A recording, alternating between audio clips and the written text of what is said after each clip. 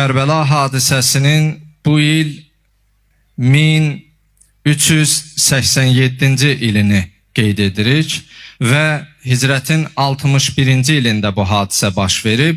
Bəzən bizi bir sual düşündürə bilər ki, nədən 14 əsrə yaxındır, nədən 1387 ildir bu hadisə ilbəil təkrarlanır?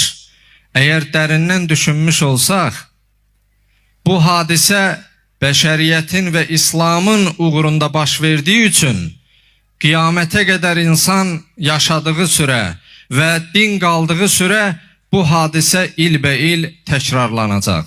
Allah cümlə şəhidlərimizə rəhmət eləsin.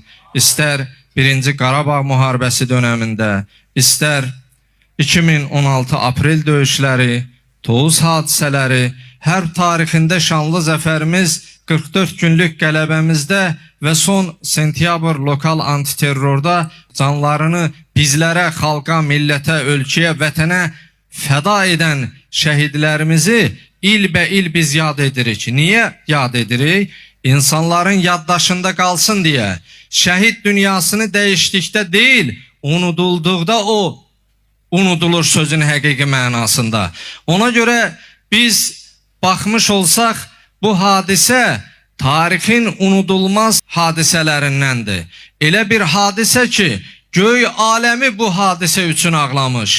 Və bir də unutmayaq ki, bizim Əhl-i Beyt əleyhimussalama olan sevgi, məhəbbətimiz bu xalqın, bu millətin xəmri ilə yoğurulub.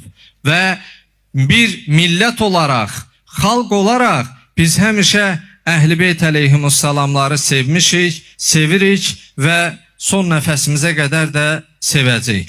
Bunun bariz nümunəsi 7-ci imamımızın qız övladları Həkimə xanım, Rəhimə xanım, Leyla xanım bizim doğma diyarımızdadır, bizim Azərbaycanımızdadır. Əgər baxmış olsaq, elə burada olanların içərisində nə qədər seyyid, nə qədər seyyidə, İmam Musa Kazımın nəslindən olan Piran mahalından və s. bir sözlə bu onun göstəricisidir ki, bu xalqın, bu millətin Əhl-i Beyti olan sevgisi, məhəbbəti dünənin, bugünün sevgisi deyil.